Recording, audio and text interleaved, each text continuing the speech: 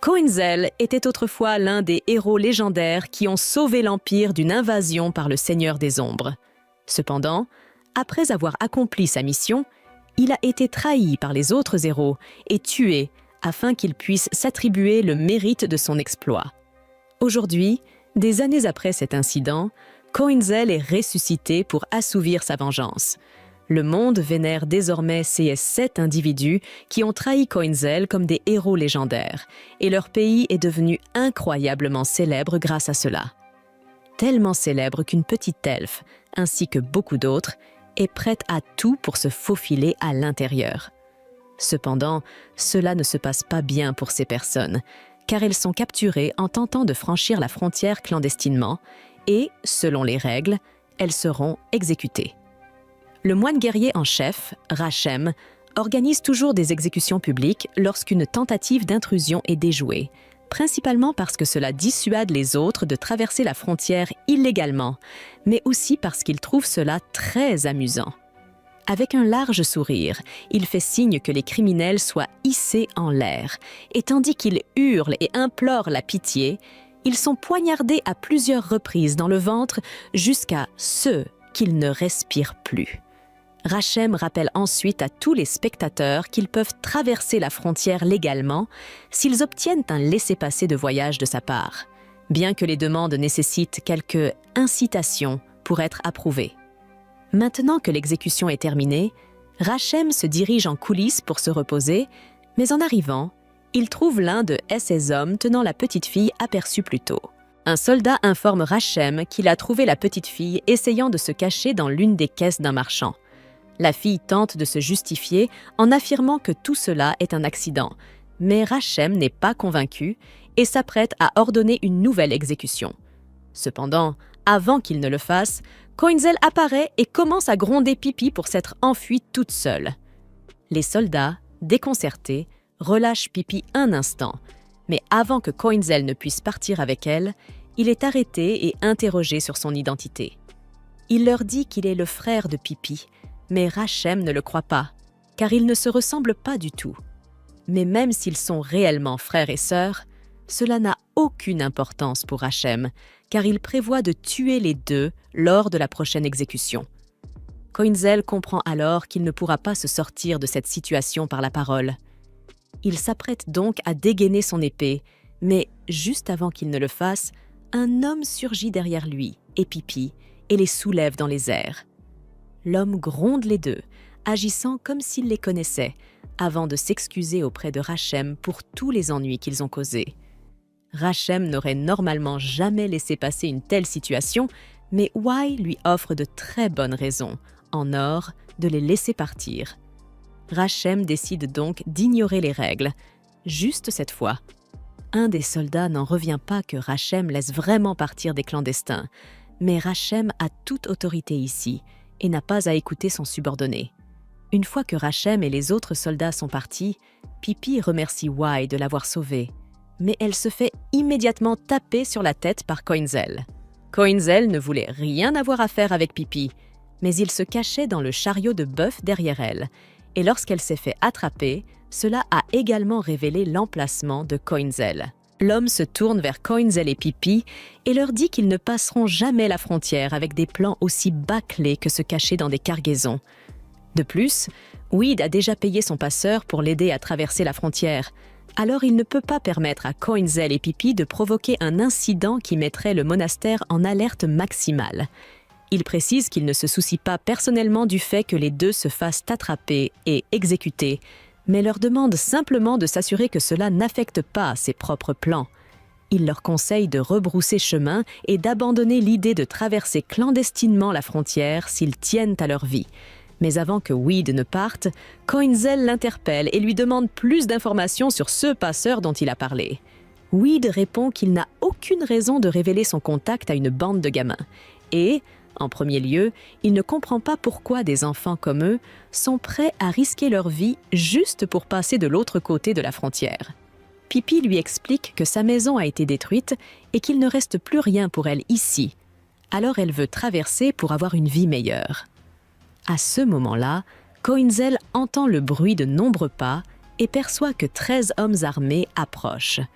Il attrape Pipi sans cérémonie, marche jusqu'au canal et la jette dedans. De cette façon, il n'aura pas à se soucier de la protéger si un combat éclate. Et sans attendre, il se retrouve immédiatement entouré par 13 soldats du monastère. Les soldats savent que Rachem les a libérés en leur montrant de la vertu, mais eux n'ont rien reçu en retour, alors ils sont venus les traquer malgré tout. Coinzel ne comprend pas ce que ces hommes veulent dire par vertu, alors il demande des explications à Weed. Celui-ci lui explique que le monastère contrôle tout le trafic entrant et sortant de la frontière. Ils sont censés juger si quelqu'un est apte à traverser en fonction de sa vertu, mais en réalité, seuls ceux qui peuvent payer des pots de vin obtiennent l'autorisation de voyager. 6 soldats ont vu combien Weed a donné à Rachem. Ils savent donc qu'il doit avoir encore de l'argent sur lui. Leur plan est de lui prendre chaque centime après l'avoir tué, lui et Coinzel. L'un des soldats attaque Coinzel, mais avant qu'il ne puisse porter son coup, Coinzel dégaine son épée et tranche le soldat en deux. Weed est stupéfait par la force de Coinzel, qui a pu couper un homme en deux avec une telle facilité. Les autres soldats, bien que terrifiés, sont déterminés à obtenir cet argent. Ils attaquent tous en même temps, mais malheureusement pour eux, ils étaient complètement surpassés. Ce jour-là, 12 cadavres furent jetés dans le canal. Après avoir éliminé toutes les preuves, Weed dit qu'il a une faveur à demander à Coinzel, et en échange, il lui donnera des informations sur le passeur dont il a parlé. Un peu plus tard, Pipi sort enfin de l'eau. Bien qu'elle soit énervée d'avoir été jetée de cette manière, elle n'a pas le temps de se plaindre, car Coinzel lui annonce qu'ils vont rencontrer le passeur. Weed guide le groupe jusqu'à une taverne située sous la ville. Pendant que Coinzel et Pipi s'assoient à une table, Weed discute tranquillement avec le passeur et propriétaire de la taverne, Altia. Il s'excuse, mais explique qu'il va devoir demander à Altia une réduction sur les frais de passage, car il a dû utiliser une partie de l'argent pour soudoyer Rachem afin de sauver ses enfants. Altia n'est pas ravie d'entendre cela. Cependant, étant donné que c'était pour aider les enfants, elle accepte d'offrir une réduction, surtout qu'elle les apprécie bien, particulièrement Coinzel. Elle aimerait d'ailleurs mieux le connaître. Weed emmène Coinzel à l'étage et lui dit qu'Altia souhaite le voir dans sa chambre. Avant qu'il n'y entre, Weed lui demande d'essayer de ne pas contrarier Altia. Altia propose d'aider Coinzel en échange de quelques faveurs personnelles, mais Coinzel refuse fermement, déclarant qu'il n'a pas besoin de son aide, car il est sûr de pouvoir traverser la frontière tout seul. Elle lui demande s'il est certain de rejeter son offre, car s'il rate le navire aujourd'hui, il perdra sa chance de rencontrer les 7 grands héros. Cela attire l'attention de Coinzel, qui lui demande des précisions. Altia explique que les 7 grands héros vont être stationnés près de la frontière pour réprimer la guerre civile. Donc, si Coinzel parvient à traverser, il est quasiment certain de tomber sur eux. Pendant ce temps, Rachem a rassemblé ses soldats devant la taverne. Profondément offensé par la présence de toutes ces personnes malveillantes qui ne font pas de dons à son monastère, il prévoit de tous les traquer et les tuer. Un des hommes d'Altia se précipite dans sa chambre pour l'informer que Rachem et ses hommes sont là. Pendant ce temps, Rachem confronte tout le monde devant la taverne. Il déclare qu'il a appris que cet établissement est lié à une opération de contrebande illégale et il est venu enquêter sur cette allégation. Il exige de voir le propriétaire de l'établissement.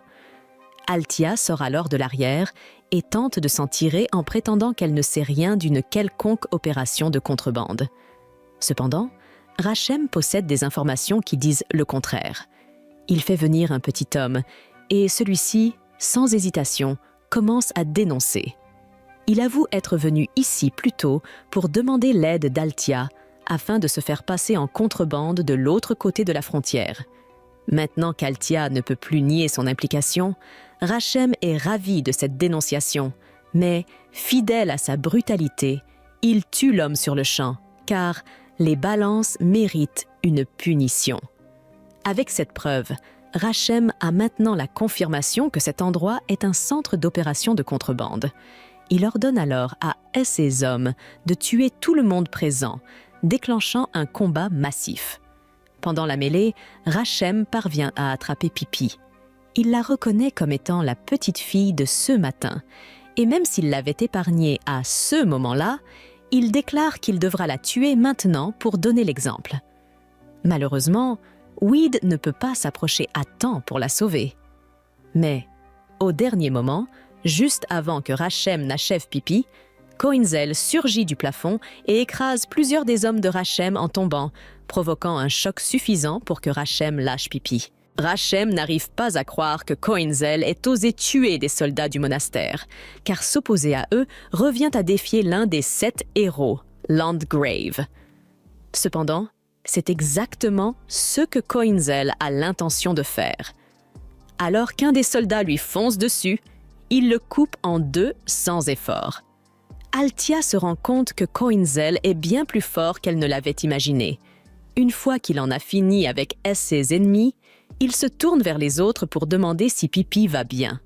Heureusement, elle est simplement inconsciente et se remettra avec un peu de repos. Voyant qu'elle est hors de danger, Koinzel estime qu'il n'y a plus de raison de continuer à tuer. Il décide donc de laisser Rachem s'enfuir. Une fois en sécurité, Rachem est furieux à l'idée que tous ses soldats aient été anéantis par un seul garçon. Il sait que si le monastère entend parler de cet incident, sa position de chef pourrait être révoquée. Il décide alors de prendre des mesures drastiques pour sauver son honneur. Dès que d'autres soldats du monastère arrivent, il déclare la loi martiale.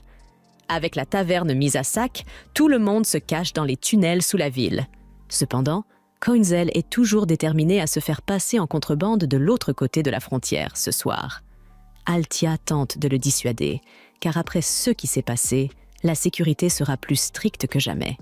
Mais Koinzel ne peut pas se permettre de manquer ce navire s'il veut rencontrer les 7 héros. De plus, Koinzel est convaincu qu'il peut gérer tout ce que ses moines lui enverront, car ce soir, la lune brille haut dans le ciel.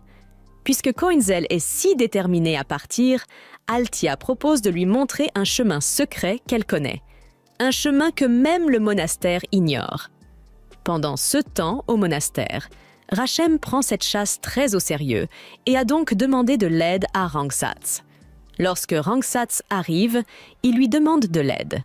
Rangsatz n'y voit pas d'objection, mais il lui demande s'il est vraiment sûr de vouloir faire appel à ses services, car ceux-ci ne sont pas bon marché.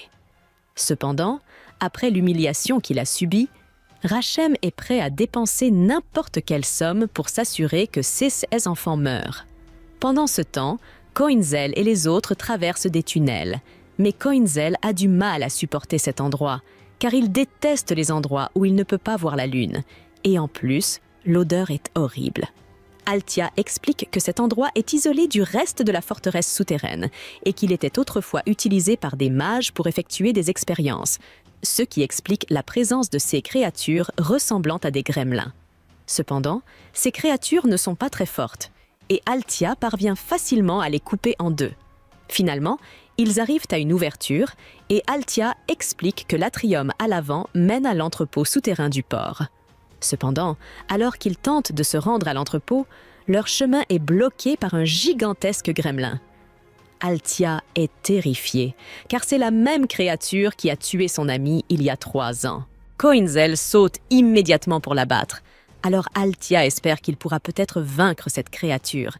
Mais son épée ne lui fait presque aucun dommage, et il est attrapé et projeté contre un mur. Altia tombe alors au sol, défait, car si Koinzel n'a pas pu vaincre cette chose, il n'y a aucune chance qu'il puisse survivre. Pour aggraver les choses, le navire qu'il devait rejoindre est déjà arrivé, et en raison de la loi martiale instaurée par Rachem, il ne restera au port que pour peu de temps, donc ils ne pourront jamais y arriver à temps. Altia a peut-être abandonné la mission, mais Wade a encore des choses à accomplir. Alors tant qu'il a de l'air dans ses poumons, il va continuer à se battre. Il utilise l'une de ses bagues pour l'enrouler autour de la jambe du gremlin et tire dessus pour le faire tomber. Le gremlin se relève et tente de les frapper, mais Wade esquive et parvient à utiliser l'une de ses bagues pour frapper la tête du gremlin. Il semble que l'attaque précédente de Koinzel ait réussi à l'affaiblir, car une fissure apparaît sur le front du gremlin et Wade pense qu'il a peut-être une chance de le vaincre. Malheureusement, immédiatement après avoir dit cela, il est attrapé et projeté contre un mur, ce qui signifie qu'il ne pourra plus se battre. Maintenant, rien ne peut empêcher le gremlin de les tuer tous. Mais juste au moment où tout espoir semblait perdu, une lumière éclatante commence à briller à l'endroit où Coinzel a été projeté. Et une seconde plus tard, Coinzel se relève. Il remercie le gremlin pour ce qu'il a fait plus tôt, car son coup de poing a créé un trou dans le plafond, permettant à Coinzel de voir enfin la lune à nouveau, ce qui lui a fait beaucoup de bien. Il est donc de nouveau en pleine forme. Le gremlin tente de réduire Coinzel en bouillie, mais Coinzel est trop rapide pour lui et saute de côté tout en tranchant la tête du gremlin. Le gremlin crie qu'une telle coupure faible ne pourra pas le vaincre, mais dans le moment suivant, le corps entier du gremlin est tranché en deux. Maintenant que le gremlin est éliminé, Coinzel dit à Wade de ne pas perdre de temps et de se relever, car ils doivent se dépêcher s'ils veulent attraper ce dirigeable. Mais avant qu'il ne puisse partir, Coinzel ressent une attaque imminente. Alors il avertit les autres et, un instant plus tard, une explosion massive anéantit complètement le corps du gremlin. Celui qui en est responsable est Rangsats avec son épée magique, et Racheb est sûr que Rangsats pourra enfin éliminer Coinzel une bonne fois pour toutes. Mourant de rire, Racheb souligne la puissance de l'épée magique que son subordonné brandit, tandis que Coinzel entend une voix aiguë et sinistre émaner de l'arme, ce qui l'oblige à se boucher l'oreille pour atténuer la douleur. Selon Racheb, Rangsats était autrefois comme Coinzel, mais en découvrant la puissance du monastère, il est revenu sur le chemin de la vertu. Avec l'aide de cet ancien contrebandier, le chef des moines a découvert toutes les ruses de son rival. Altia demande comment Rangsats a pu trahir ses anciens alliés, mais l'homme reste figé, ne prononçant pas un seul mot. Racheb pense que ceux qui, comme Altia, volent les monastères devraient avoir honte, mais comme personne n'est prêt à se convertir, il ordonne aux guerriers de tuer les ennemis. Rangsats active alors un mécanisme dans son épée, où une sorte de fée attachée à l'arme pousse des cris hystériques. Coinzel demande à ses camarades de reculer, mais il est trop tard. Rangsats libère une puissance dévastatrice avec son épée en direction des ennemis. Le protagoniste saute rapidement pour bloquer l'attaque et un écran de fumée enveloppe le champ de bataille, masquant tout à la vue. Lorsque la fumée se dissipe, Coinzel se tient debout mais à bout de souffle. Racheb ne s'y attendait pas et manifeste son mécontentement. Le jeune guerrier pleure et supplie son rival de ne pas utiliser cette épée, arguant que de telles choses ne devraient même pas exister, tandis que le moine-chef rit en voyant son adversaire trembler sous la puissance de l'arme. Pendant ce temps, Pépé corrige que le moine a tort. En effet, comme elle, son frère entend la voix de l'épée et en éprouve un immense malaise. Altia demande quelle est cette voix et Pépé, les larmes aux yeux, se demande si leurs compagnons ne l'entendent pas, même lorsque la fée crie de douleur et de désespoir. La puissance libérée par Rangsats provient du cri de la fée, une force capable d'anéantir tout ce qui se trouve sur son passage.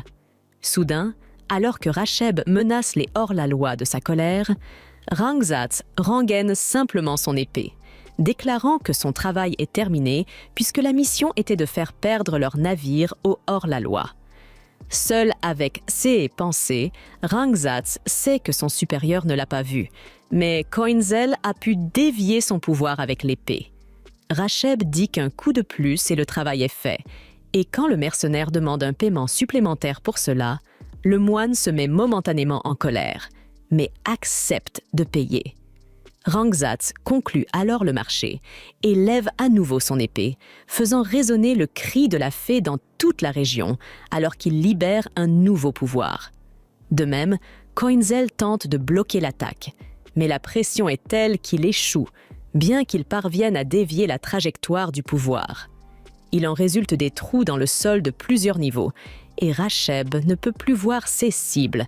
Supposant qu'il soit mort, il renvoie le mercenaire, qui ne peut s'empêcher de penser aux yeux d'Altia, les yeux de Boog, qui étaient les mêmes que ceux de nombreuses années auparavant. Avec un sourire timide, il remarque qu'il ne s'attendait pas à la trouver ici, puis il s'en va. Pendant ce temps, en bas, White soulève la pierre qui était sur lui et sur les 2 femmes du groupe. L'ayant fait, l'homme pense qu'ils ont encore le temps de monter à bord. Pépé conteste cela, mais White précise qu'il doit sauver quelqu'un des griffes des magistrats Masken et Drac.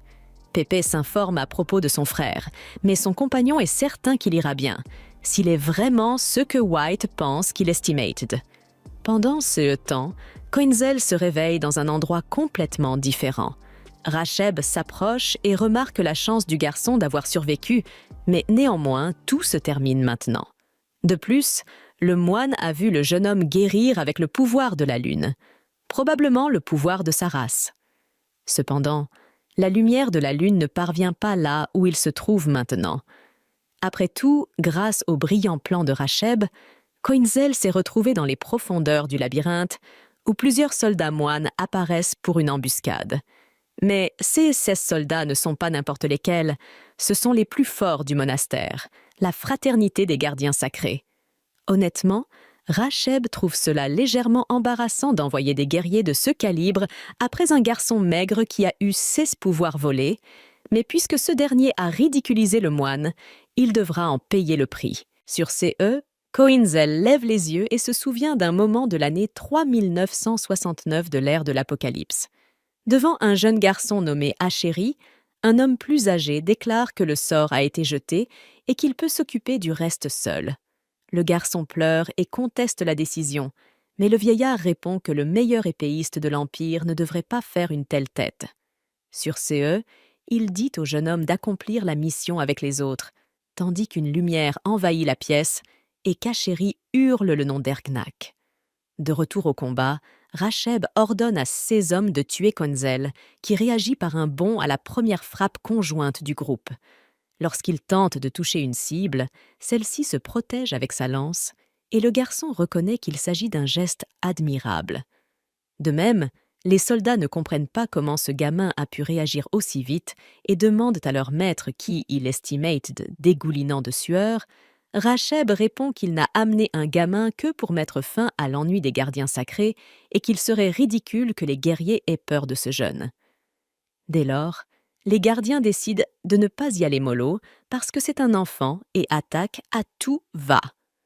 À son tour, après avoir esquivé une nouvelle attaque conjointe, Coinzel avoue que c'est plutôt amusant, mais comme il n'est pas complètement rétabli, il n'a pas le temps de jouer avec CS type. Grâce à son mouvement d'esquive, Coinzel parvient à s'approcher du chef du monastère et le prend pour cible. Bientôt, alors que le moine court, le jeune guerrier le poursuit tandis que les gardiens poursuivent l'ennemi. Au milieu de la course, Racheb trébuche et voit Coinzel juste devant lui. En même temps, les gardiens arrivent pour protéger le leader. Mais Coinzel plante son épée dans le sol et libère une énergie qui fait saigner abondamment les soldats ennemis, les aspirant dans le sol.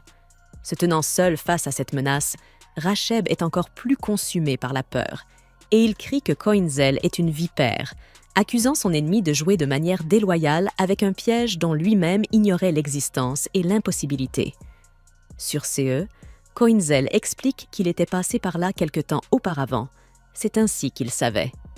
En revenant en arrière, à l'année 3969 de l'ère de la Révélation, Ergnix dit à Achéri qu'ils ont combattu Wishtek plusieurs fois pour le contrôle de cette forteresse souterraine, notant que l'endroit est rempli de pièges faits de cercles magiques. Chaque fois que Wishtek capturait la forteresse, ils ajoutaient de nouveaux pièges. Avec cela en tête, l'aîné conseille à Achéri de cartographier mentalement toute la zone. En se souvenant de cela, Coinzel dit à son rival que c'est pour cela qu'il sait aussi ceux qui se cachent derrière ces portes. En effet, il ouvre la porte en utilisant le moine lui-même comme un bélier. À l'intérieur, un abbé demande qui entre dans le site le plus sacré du monastère, accessible uniquement aux hauts responsables. Immuable face à ces paroles, Coinzel s'approche de l'arbre où se trouvait le clerc.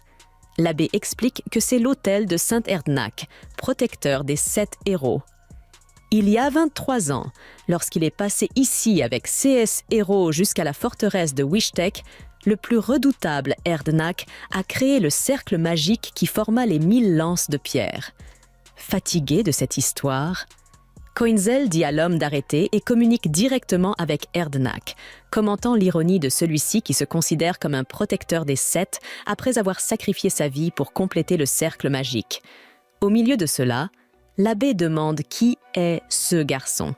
Et Racheb explique que c'est un nouveau venu qui se prend pour un petit héros, se dirigeant vers le camp des 7 héros de l'autre côté. Puis, alors que Coinzel s'approche encore plus près de l'arbre, l'abbé lui ordonne de s'arrêter là. Coinzel parle avec Erdnak, lui montrant où il en est aujourd'hui et comment, malgré tout, il est revenu. L'abbé raconte qu'il y a 23 ans, il a vu de ses propres yeux les 7 héros, encore jeunes, dans cette terre qui était un champ de bataille. Dans leur voyage vers la forêt de la mort, les héros avançaient avec leurs 7 compagnons après avoir reçu la mission de l'empereur. Cependant, pendant ce processus, les 4 lances traîtresses, qui seraient finalement tuées par les 7 héros pour avoir trahi l'Empire et s'être alliés à Wishtek, faisaient également partie de ce groupe. Ainsi, les 7 héros qui ont été témoins de l'offensive de Wishtek ne pouvaient pas abandonner cette terre. Ils risquèrent donc leur vie pour ériger un grand mur avec ce cercle magique.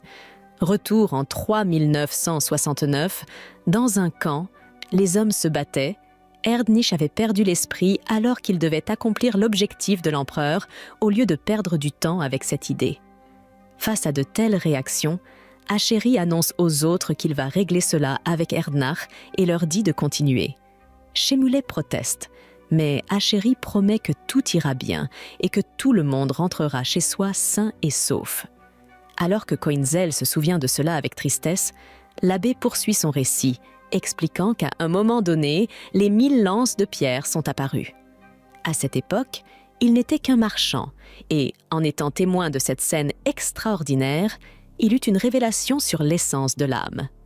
Pour donner aux gens accès à ce monde de révélation, il construisit le monastère et protégea cet endroit pour en faire un lieu sacré. Reconnaissant ce service, le héros et magistrat Shemulek lui confia la garde de la frontière de l'Empire. En entendant cette petite histoire, Coinzel rit et dit à Erdnach qu'il est drôle que Shemulek soit un magistrat. Lorsque Coinzel l'a appris à son retour, 20 ans plus tard, il n'a pas pu s'empêcher de rire.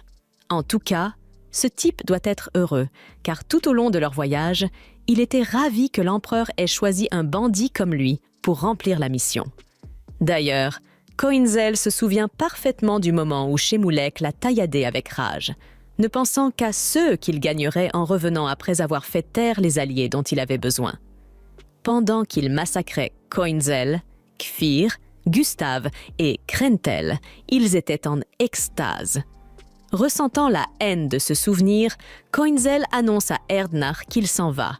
Il dit que l'homme a bien protégé l'Empire, mais il tire son épée et exige que le passage soit ouvert. L'abbé panique et demande à Rachev de s'occuper du gamin. Rachev fait valoir que même ses soldats les plus forts sont morts aux mains de ce type, mais le supérieur ne veut pas entendre d'excuses. Cependant, comme le moine ne réagit pas, l'abbé attaque l'ennemi avec des projectiles métalliques attachés à sa manche. Mais Coinzel dévie l'attaque et déclenche une réaction magique avec son épée. Pendant ce temps, Weed, Altia et Pépé arrivent sur le site d'atterrissage et constatent que le navire est déjà parti. Pour ne rien arranger, les soldats du moine encerclent le groupe et Weed s'excuse auprès de Sharon pour ce qu'il va endurer. Mais soudain, la partie souterraine du monastère émerge au milieu des 1000 lances de pierre. Dans l'effondrement qui s'ensuit, Racheb tient l'abbé devant lui pour qu'il soit écrasé par l'un des rochers.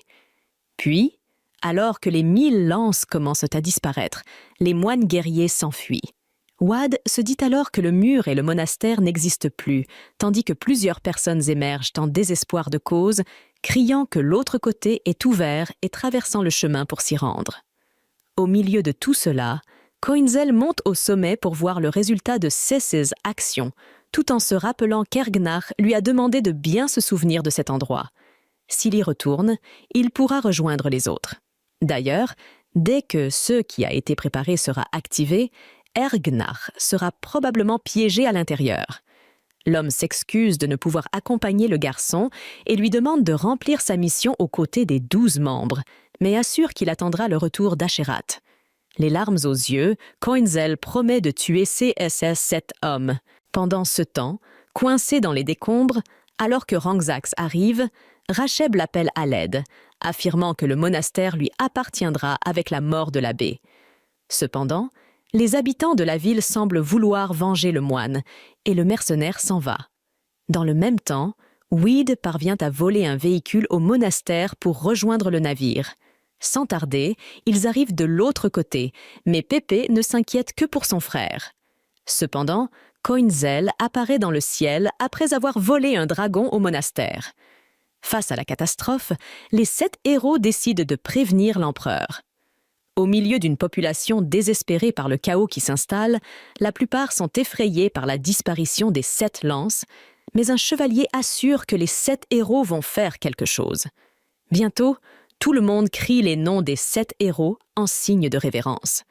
Un homme demande à Shen-Moulek de ne pas laisser transparaître sa peur, car ce sont les 7 héros. Mais l'homme pense toujours que le ciel est trop inquiétant.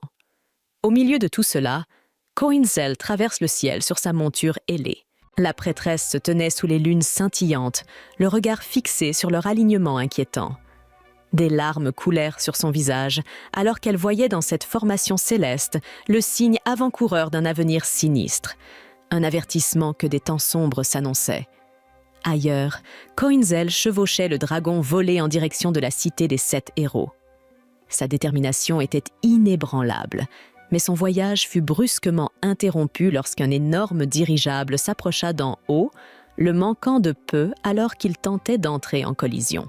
Depuis le dirigeable, 2 des 7 héros lancèrent des flèches qui atteignirent Coinzel et le forcèrent, lui et son dragon, à s'écraser au sol.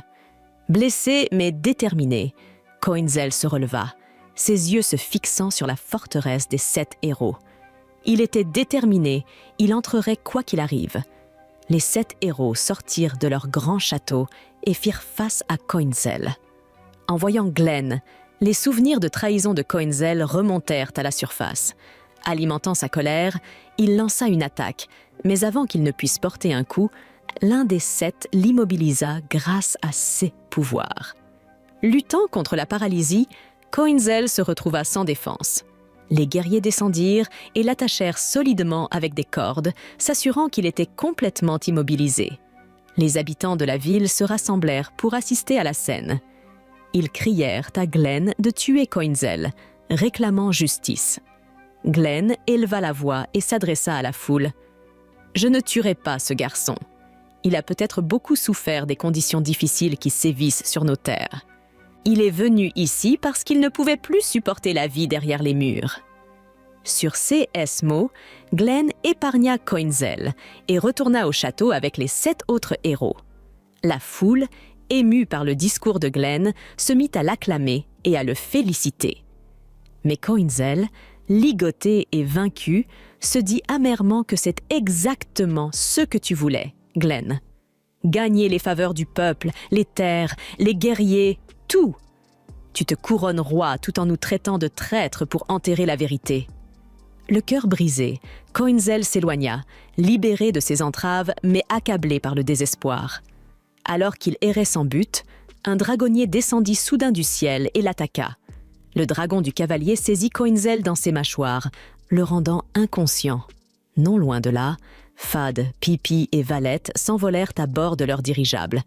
Le dragonnier entra en collision avec leur vaisseau, le secouant violemment.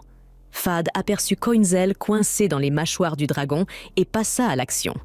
Il dirigea le dirigeable vers la cavalière, la percutant et la forçant, elle et le dragon, à s'écraser au sol. Au sol, le guerrier descendit de sa monture et se prépara à achever Coinzel. Pépi s'interposa et bloqua le chemin de la guerrière. La guerrière, d'un ton tranchant, avertit Pipi de s'écarter ou d'affronter la mort. Pipi, inébranlable, déclara « Je ne m'écarterai pas. Il m'a déjà sauvé la vie et je lui dois tout. » Sans se décourager, le guerrier menaça de la tuer en premier si elle ne bougeait pas. Pippi refusa et resta sur ses positions. La guerrière frappa Pippi du plat de son épée, la faisant tomber à terre.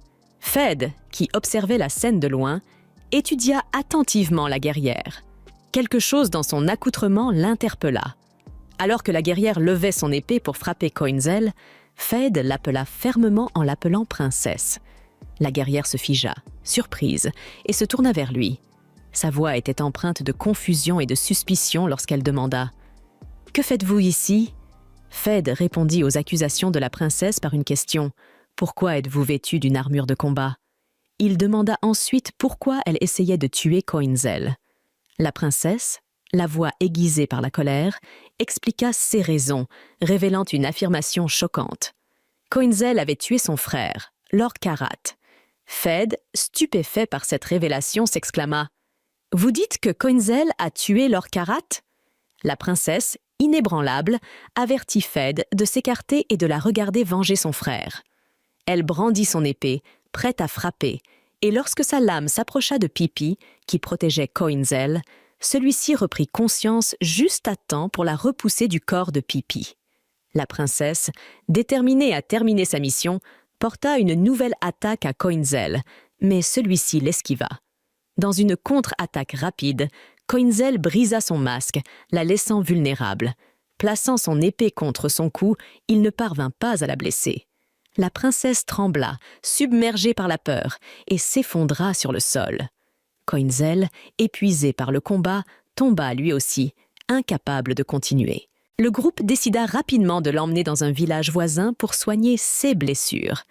Au village, un groupe de guerriers arriva, ce qui inquiéta l'ancien. Leur chef le rassura en lui promettant de maintenir la paix et de protéger le village. Pendant ce temps, Pippi explore la région et rencontre un garçon qui lui prend la main et lui demande son nom. Surprise, elle remarqua qu'il lui ressemblait, partageant les mêmes traits et la même origine ethnique. Valette les rejoint bientôt et est tout aussi étonnée de la ressemblance du garçon avec Pippi. La mère du garçon est apparue peu après. Reconnaissant Valette et la remerciant d'avoir aidé leur famille à s'échapper de l'autre côté, elle expliqua que la vie s'était grandement améliorée, surtout avec l'un des 7 héros qui les protégeait. Valette, profondément émue par cette gratitude, se mit à pleurer. Le garçon, qui se présenta sous le nom de Zev, invita Pippi à se joindre à eux, expliquant leurs efforts pour construire un nouveau village pour leur peuple, un village qui pourrait grandir et s'épanouir. Pippi semblait déchirée, incertaine quant à la manière de réagir. Pendant ce temps, Queens commença à reprendre ses esprits, surprenant des bribes de la princesse se confiant à Fed sur sa détermination à venger la mort de son frère. Elle pressa Fed, lui demandant pourquoi il avait choisi de soutenir Queens au lieu de se tenir aux côtés de Lord Karat. Fed, gardant son calme, expliqua qu'il n'éprouvait aucune rancune envers Lord Karat et qu'il n'avait jamais remis en question sa loyauté. Pourtant, il affirma fermement que chercher à se venger était une quête vaine. Interrompant leur échange, Queens jeta son épée à leurs pieds et s'offrit à eux. Résigné, il déclara que s'il voulait le tuer, il devrait le faire sur le champ. L'exaspération de Fed face à l'attitude défaitiste de Coinzel atteignit son paroxysme et il lui asséna un coup de poing en plein visage. « Pourquoi portes-tu un regard aussi désespéré ? Tu es un guerrier extraordinaire !» s'exclama-t-il. Se penchant plus près, Fed rappela à Coinzel son devoir supérieur, soulignant que son voyage était loin d'être terminé. Une mission l'attendait encore. Il évoqua la situation de la princesse Sharon, la sœur de Lord Karat, expliquant qu'elle avait été capturée. Lors d'une mission diplomatique pour négocier avec une armée voisine, leur groupe avait été attaqué par des bandits et Sharon avait été enlevée. Fed admit qu'il avait besoin de la force inégalée de Coinzel pour la sauver. Il le supplia avec ferveur, insistant sur le fait que seul Coinzel était capable de relever un tel défi. « Tu es le seul qui puisse le faire », insista Fed.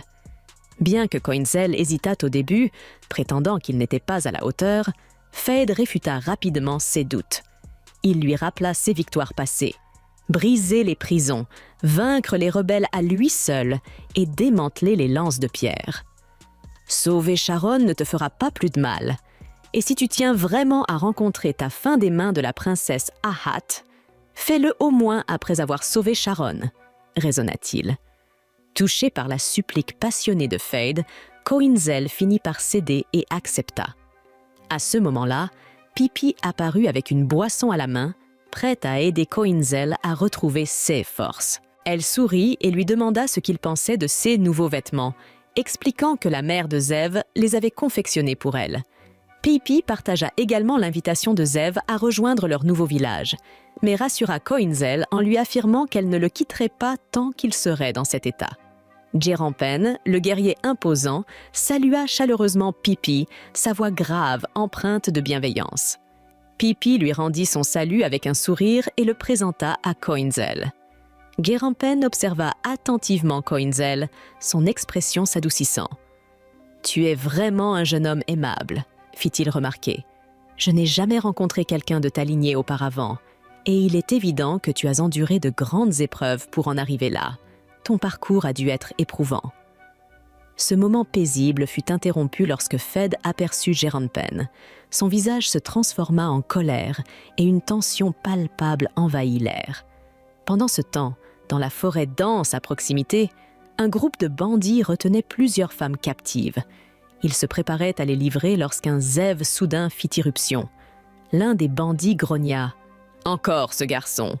On devrait s'en débarrasser avant qu'il ne cause davantage de problèmes. » De retour au camp, Feyd, incapable de contenir sa fureur, lança son arme vers Djerampen, liant ses mains. « Surprise ?» demanda Djerampen. « Pourquoi cette attaque soudaine ?» Feyd, d'une voix tranchante, exigea de savoir où se trouvait la princesse Sharon et accusa Djerampen de collaborer avec les bandits. Djerampen réfuta vigoureusement l'accusation, affirmant qu'il n'avait aucune idée de ce dont Feyd parlait. Vied refusa de céder, sa voix s'élevant alors qu'il rappelait avoir vu les bandits remettre la princesse Sharon à Djerampen après leur débarquement du navire. Djerampen, tentant de l'apaiser, suggéra de discuter calmement, mais Vied demeura inflexible. « Ne fais pas semblant d'être un protecteur du peuple tout en aidant secrètement à l'enlèvement de femmes et de jeunes filles, » cracha-t-il. Le visage de Djerampen s'assombrit, offensé. « Je ne te laisserai pas nous accuser de telles choses, » s'exclama-t-il. « Vous êtes des protecteurs du peuple, comme des anges ailés envoyés pour protéger la terre ?» se moqua Vied. « Des anges ailés ? Tu ressembles plutôt à une pieuvre !» L'expression de Djerampen passa de l'indignation à la douleur. « Pourquoi me traiter de la sorte ?» demanda-t-il, les larmes aux yeux, avant de se libérer des cordes qui le liaient. Avant que la confrontation ne s'aggrave davantage, Zev apparut, courant désespérément vers Djerampen. « Aidez-moi !» cria le garçon, poursuivi par 3 hommes à travers la forêt. Sans hésitation, Djerampen abattit les poursuivants d'un seul coup puissant, laissant Zev impressionné par sa force. Zev remercia Djerampen et l'incita à le suivre plus profondément dans la forêt, expliquant qu'un danger se trouvait tout près. Avant qu'ils ne puissent bouger, d'autres bandits surgirent des ombres, les encerclant. Leur chef, un homme à la présence imposante, s'avança et exigea qu'on lui remette Zev, menaçant de tuer tout le monde en sias de refus.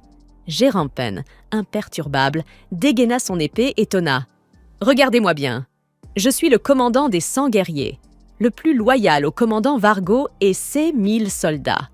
Personne n'ose semer le trouble sous ma surveillance, à moins de vouloir mourir de ma lame. » Un des bandits murmura nerveusement. « C'est l'un des gardes de Vargo. Je croyais qu'il ne servait que les nobles. » Le chef des bandits, peu impressionné, esquissa un sourire en coin. « S'il est au service de Vargo, ce sera facile, » dit-il. Révélant une épée marquée de l'insigne de Vargo, les yeux de Djerampen s'écarquillèrent de stupeur. « Pourquoi un voleur comme toi porte-t-il l'insigne de Vargo ? Cet insigne est réservé aux officiers d'élite. Et ta dague, elle est même plus grande que la mienne. » Le chef des bandits ricana et expliqua. « Nous opérons sous les ordres de Shemilitf lui-même. Personne n'osera nous toucher, peu importe nos crimes. » Brandissant l'insigne gravé sur sa dague, il ajouta « Si tu nous attaques, tu désobéiras à ton propre commandant. Remets-nous le garçon immédiatement. » Zev, tremblant de peur, tourna un regard suppliant vers Geranpen. Le visage de Geranpen reflétait un mélange de tristesse et de conflit intérieur. « Silence !» aboya-t-il au bandit, sa voix lourde de frustration. Alors que 2 bandits avançaient pour s'emparer de Zev, le bruit de pas précipités rompit le silence tendu. Coinzel surgit, fonçant vers eux, son épée dégainée. D'un seul mouvement fluide, il abattit les bandits, laissant tout le monde stupéfait par son arrivée soudaine et son attaque habile.